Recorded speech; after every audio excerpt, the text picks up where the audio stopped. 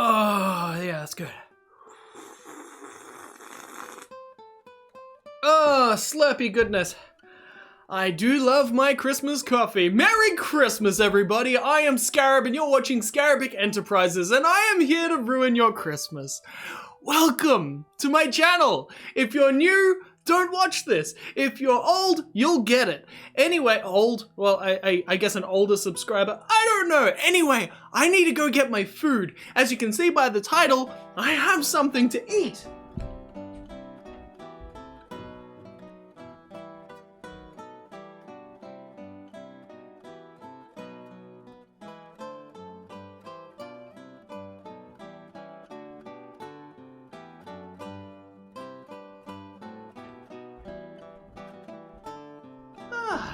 And here it is. Soup. I love soup. Now, I know a lot of people don't like soup, but, you know, there's many... Hang on, I'm just gonna move the microphone and stuff. There's many different flavors of soup, and some of which came from some very dark places. Dark meaning covered in snow and cloudy and all that sort of stuff. But the thing is that throughout history, we have made so many different variations. We've got stews, we've got soups, we've got other things that we put to make into other things.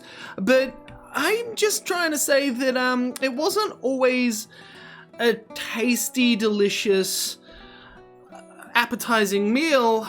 It was something to get you by. Now, remember, what year is it? It's Christmas 2019. Now, does anyone remember the 1950s? Or even way back in the 1900s, like the early 1900s, during like World War I, and then you go World War II, and in times of famine and crisis and everything, I mean, you could just think about the way that on Christmas, during those wartime years, people would go around, they'd get their nice coffee to protect them from the harsh weather and the snow. Oh, that feels good. Yeah, that's nice. And then the kids would get coal in their stocking, and that was a really good present because it means you're going to live, because you're warm enough to live and not die of hypothermia.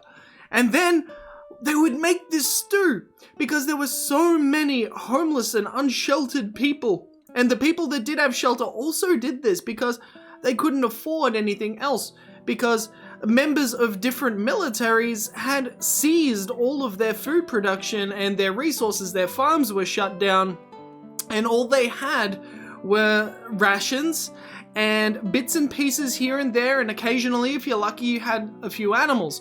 And if you had the animals, you'd kill them and then make them into the most vital resource you could feed a larger population with: soup. So you had a cow, you could kill it, and then you could make a butt ton of soup just from making it into a stew. So chopping up the parts, putting it into the stew, cooking it up with water and salt and pepper to disguise the fact that it's going to taste disgusting, they came up with some interesting recipes. Now, right now, I'm not having any traditional soups. I mean, well, I guess, well, it's cream of chicken. It's not chicken soup, it's cream of chicken. It's delicious. I really enjoy this stuff, and as a Hungarian, I grew up loving different types of soups and stews because, I mean, obviously, we all know what goulash is, right? But, yeah, it's still, or as the Americans say, goulash. It's a very tasty meal with lots of ingredients. Now, this is a very simple one, where it's got bits of chicken, and it's got milk and water and a little bit of stew. And I added a little bit of salt as well, just to add to the flavor. But, you know, every Christmas people gather around the fire with their coffees and their eggnog and their, I guess you could, depending on where you are in the world, different types of alcohol. I'll go with a bourbon for now. I'll just, yep, there we go. Well, back in the day, they weren't lucky enough to have a mixture of whiskey and Coke, or bourbon and Coke, either one.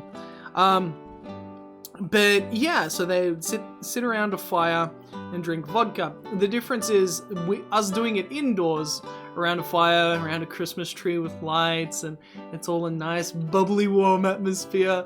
Back then, they didn't have that. They would sit around a barrel that had firewood in it, had different types of chemicals getting released into their lungs as well, because some of the firewood they put on was out of necessity, and some of that was I think, treated wood or something, so it ended up, yeah, having a lot of bad chemicals in it, and led to some very severe problems, like medical problems, which is not good, and I shouldn't laugh at that. I'm just saying that out of desperation, you just tear down a house, and back in those days, a lot of houses were made of asbestos, so some of them might have even been burning asbestos, which is just bad.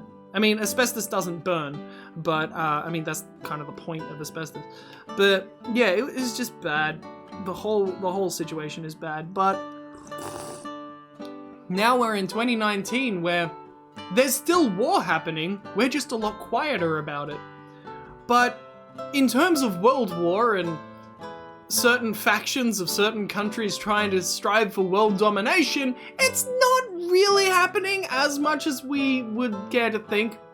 Everyone's terrified of like North Korea, and everyone's terrified of America blowing everything up, and we're all worried that that one red button, if it ever existed, is going to be pressed and the world is going to explode. It's fun times, but it was worse back then. So maybe when you're sitting around your fire, enjoying your presents and the warmth and the comfort of your home and your family and your friends, maybe you should just take a moment and think about all the people that passed away during those times. All the people that brought you here, your descendants. Your descendants of, what are your ancestors, that's the word. Think about your ancestors and what they went through, so then you could have this luxurious lifestyle. And maybe consider that next time you say, okay, boomer. Soup is delicious though. On a serious note, I fucking love soup. It's so good. Although I understand it hasn't always been good. In some times, they had to put sawdust and stuff in the soup to make it last longer. And it's tragic. It really is. Like, our human history is full of really, really bad things. And this is a time of happiness and cheer. But I'm not going to ruin Christmas by talking about good things. And some people really hate it when you slurp. But you know, in some countries, slurping is really polite. It means that you're enjoying your food. But if you just go,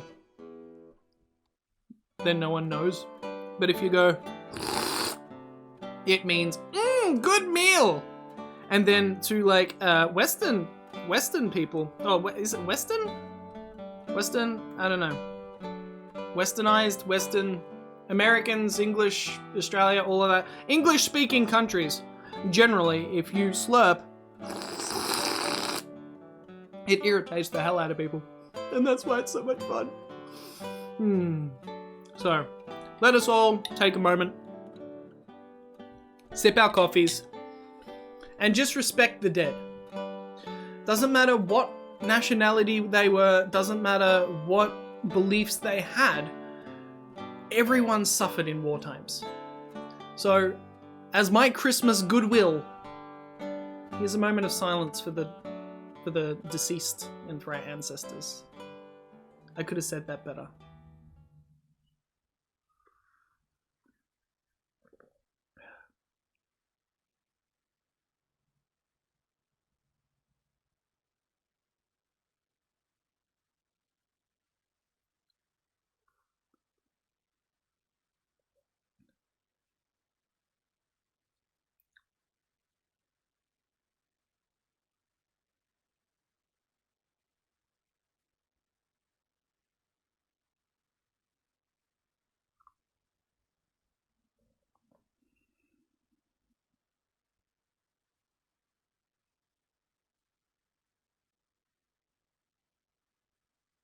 I feel very fortunate to have everything that I have, and that I understand there's so many people died for freedom, in the name of freedom, and fight to keep the world together.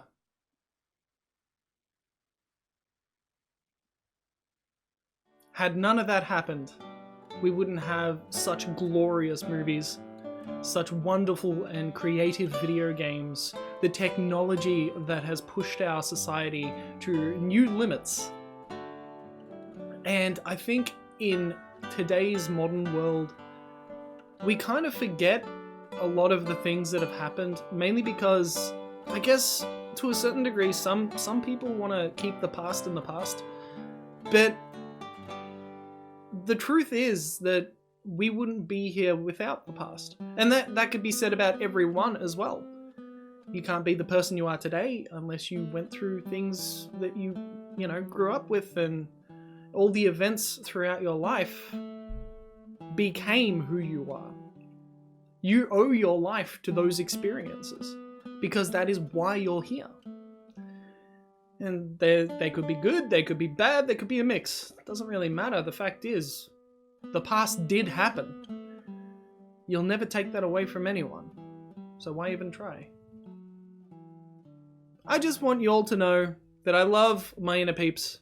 My subscribers, those who don't subscribe but still support my channel, I also appreciate. I appreciate you all.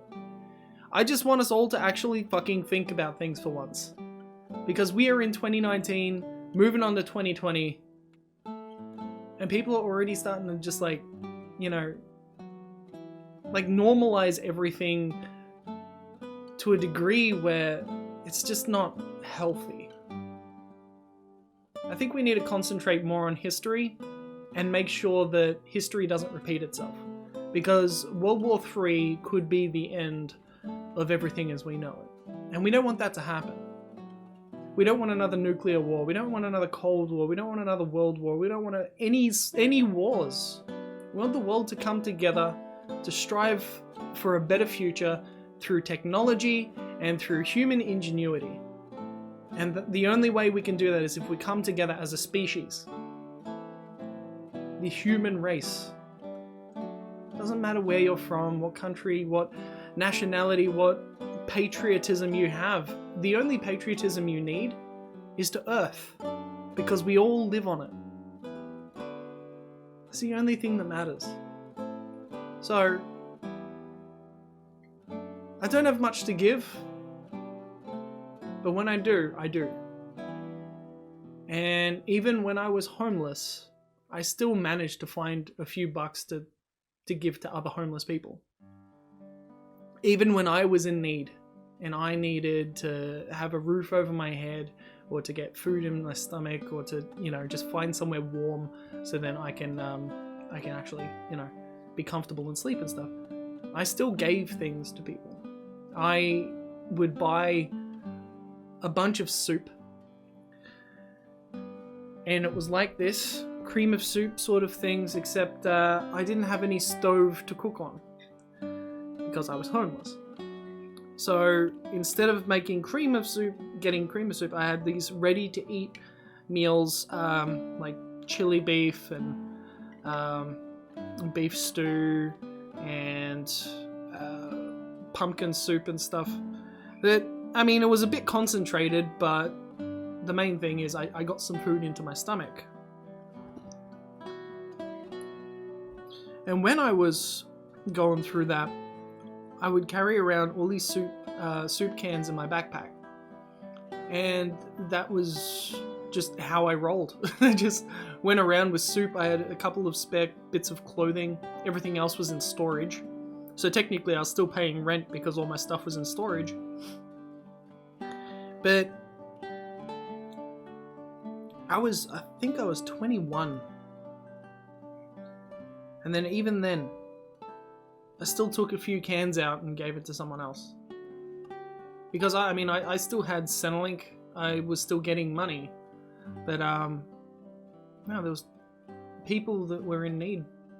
And the only way that I could help them was to give them, I don't know, a couple of bucks for the train or some soup or something just to get them by another day, that sort of thing. I met a lot of interesting people, none of which would probably wish to be named, but I met a lot of interesting people. I even met my best friend when I was homeless.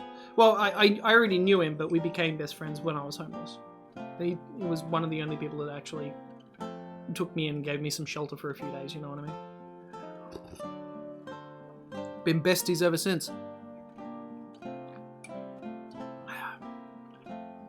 Life is full of life-changing experiences, and it's really, really interesting because you can have a life-changing experience and then completely forget about it in like 2 years. Because so many things happen in our life, and everything that we do and say has ramifications and that will change our course in history.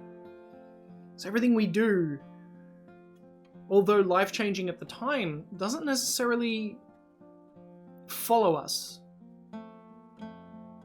But then you get these moments of nostalgia and you go, wait a minute, I remember something. And then you remember things you remember things that you want to remember, and you remember things you don't want to remember. But I remember being a bad person. I've talked a little bit about it on my channel through This Is My Life. We've been through a lot this year. We really have. I did some Let's Plays. I started doing more vlogs, especially recently. I did the studio. I made a big mistake. I got a new housemate.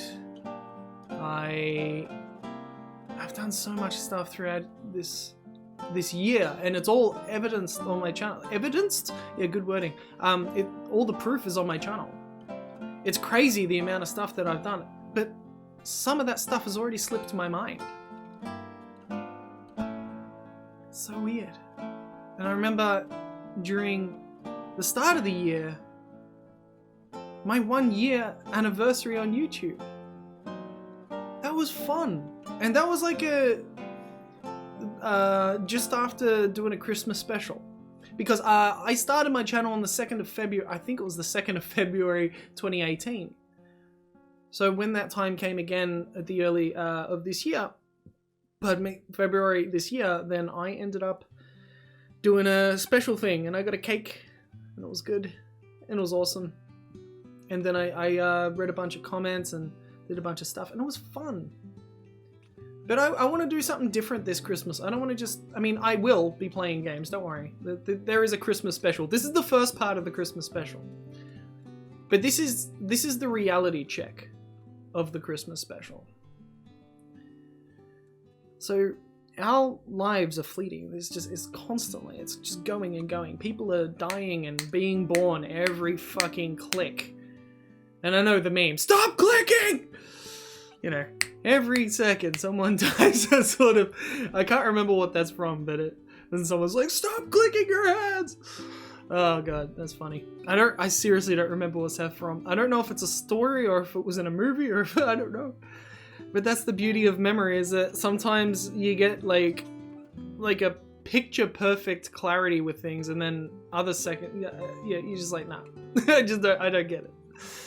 I need more coffee so then my brain works.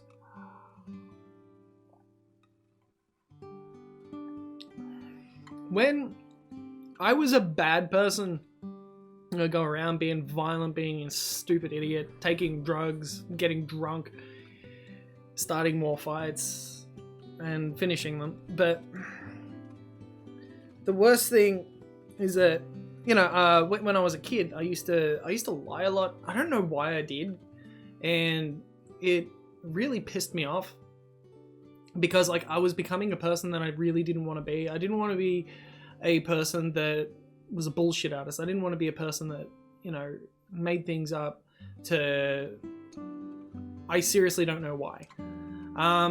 But like, it was stupid shit. Really stupid shit. I wanted to learn Japanese, and then I'd go to the library, and then I'd look at different types of like how you know, instructional books on how to learn a language, and so I started learning a little bit of kanji, but I didn't want anyone to know that I was in the library reading books, because at the time that was nerdy and that was frowned upon. So I lied to my mother, saying that a person was turning up. This is in primary school too. The person turns up at my school and starts teaching us Japanese, and there was like a few kids in my class, and these kids got calls. Like, their parents got calls because people were worried that some strange Asian man was going around trying to teach kids Japanese that was not in the school curriculum. So that had ramifications.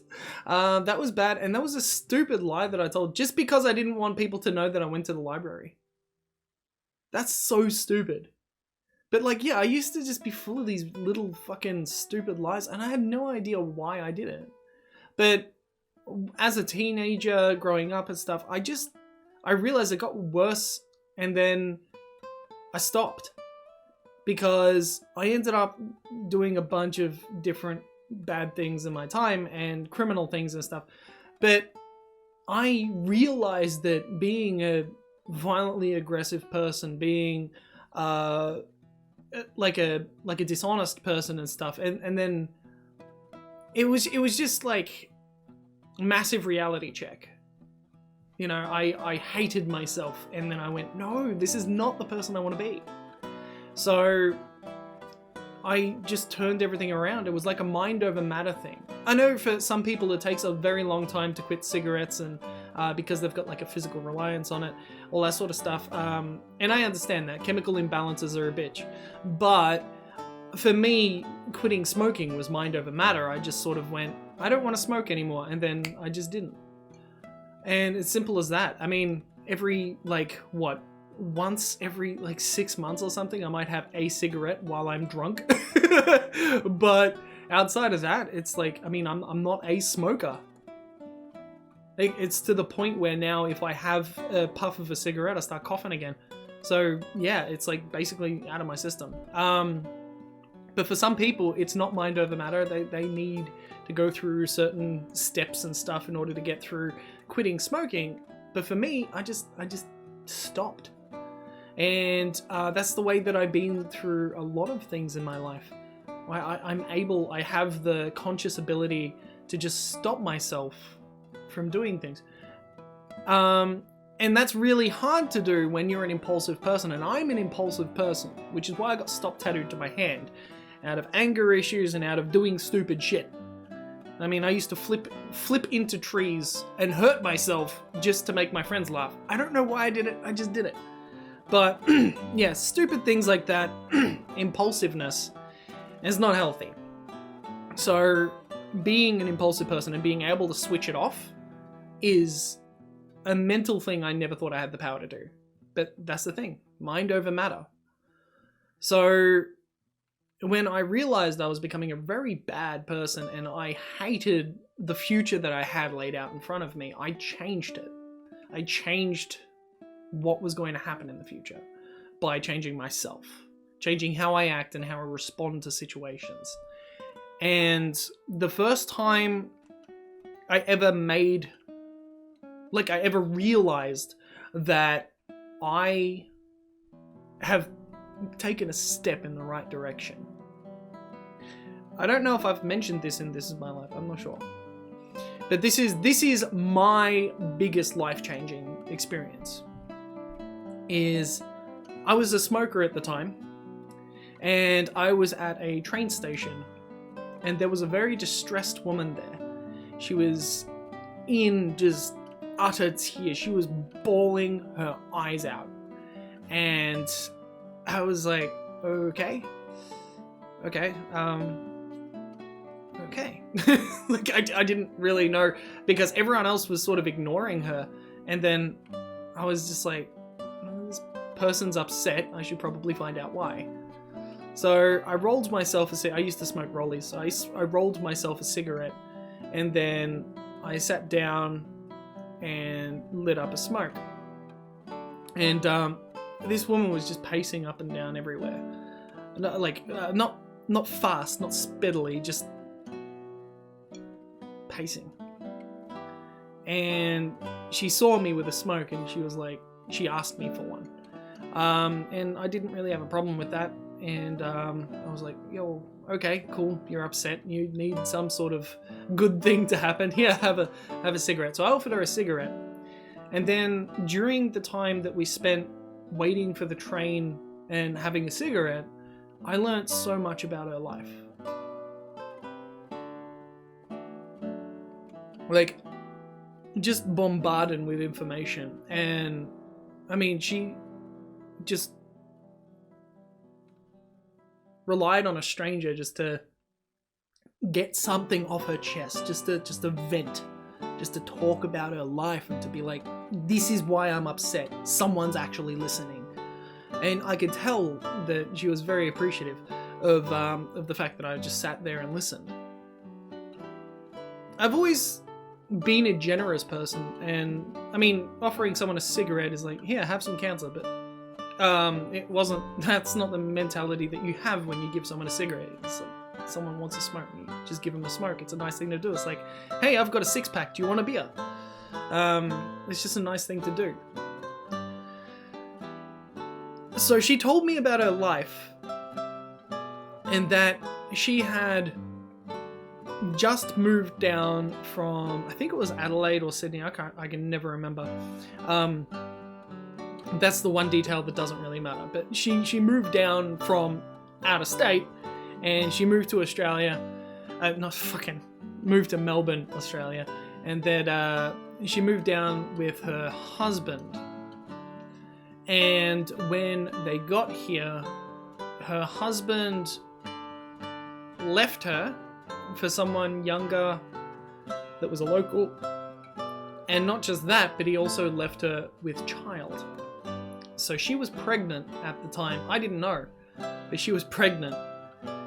And she had just gone through the worst, like the worst of the worst, putting in all her faith into this one human being and then getting taken advantage of and then just thrown aside.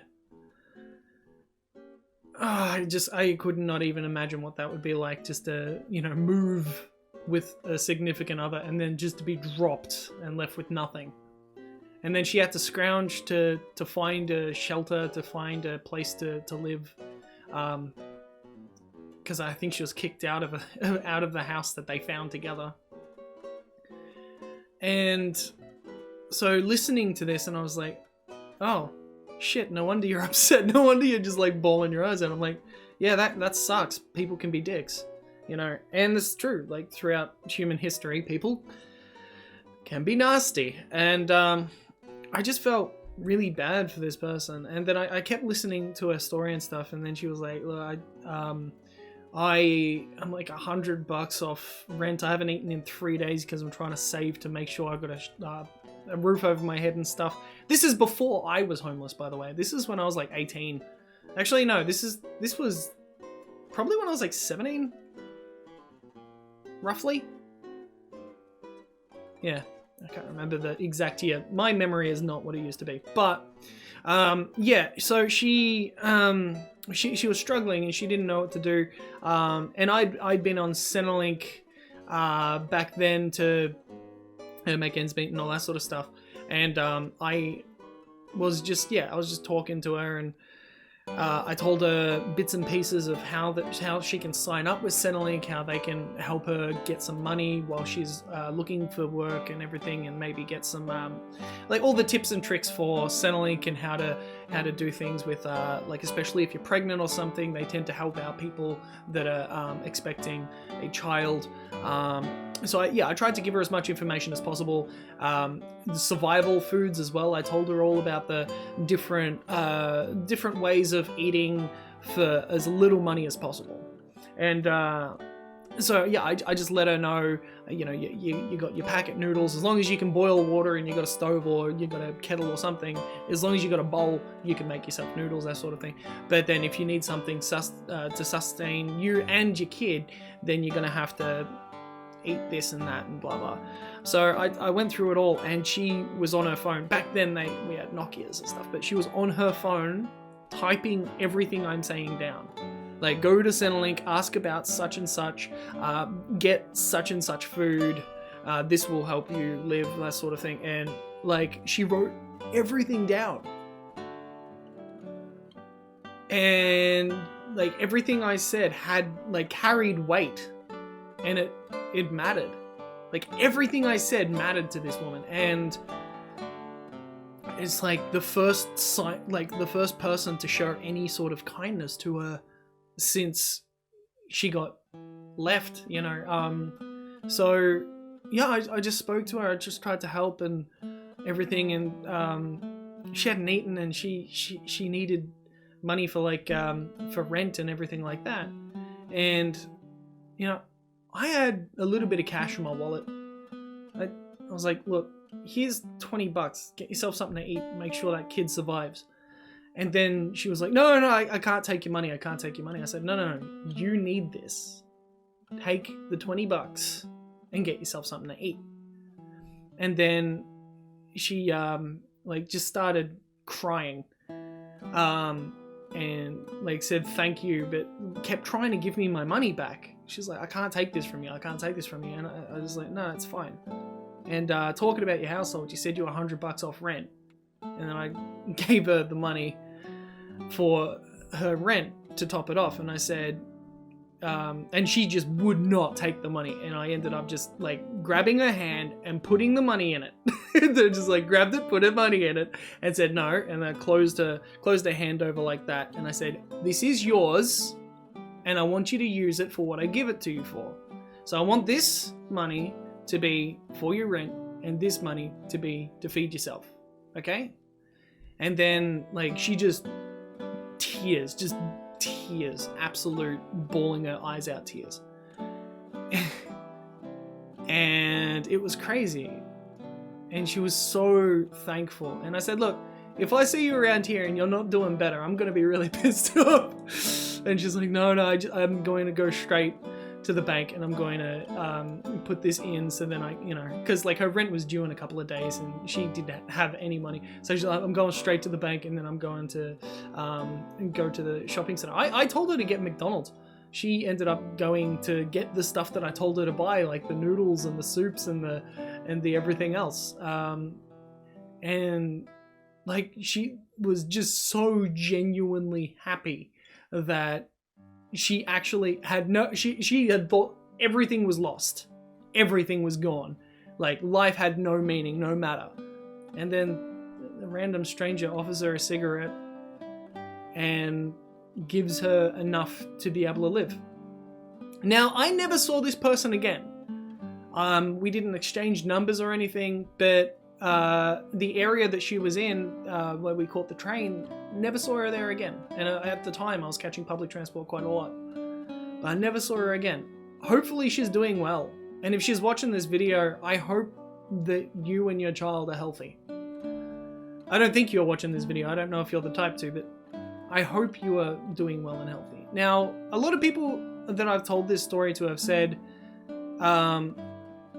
what if she was a junkie? What if she was a drug addict and, you know, she just made up a bullshit story just to get some drugs off me? And I'm like, I know people, and I know when someone's lying to me. For the most part, I know when someone's lying to me, and when I can tell a drug addict. If she was a drug addict, then she is by far the best liar I have ever seen in my entire life. I genuinely think that what she was telling me was the truth. Not just that, but she never asked for anything outside of the cigarette. She not once asked for money. She not once asked for anything, and any time I tried to give her money, she rejected it, until I forcefully had to put it into her hand and close her hand over and say, no, this is yours. And when I got home, I just started crying. Because that was the first time in my life that I actually felt like I was a good person. And it's not because I gave money to someone. It's because I think I genuinely helped them. Like put their life back on track. And that was my good deed. My first official good deed in my eyes. Everything up to that point, not everything, but most things up to that point were either disappointment, failure, or just not good. And then after helping this one woman, I just felt like I did something that actually mattered. Which was good. But still to this day I think about her. And I think, where is she now? How is she going? What is she doing? I just hope they're okay. But that's the thing. If you do one good deed any day, or if you do a good deed a day even, your good deed in treating someone with respect, courtesy, and just being nice to someone. Like, sometimes all you need to do is just give them some. I mean, she would have been happy with me just listening to her problems, just getting that off her chest, but instead I went the extra mile. Like, I was just gonna buy a slab of booze or something with it, but I just went the extra mile, and that was the first time I ever felt like a good person.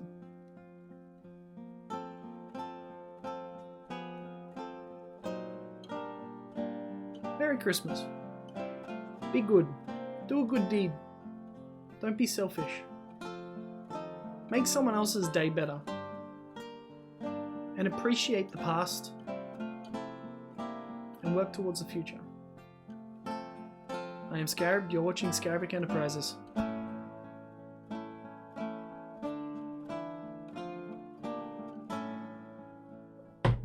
Oh, that coffee was cold!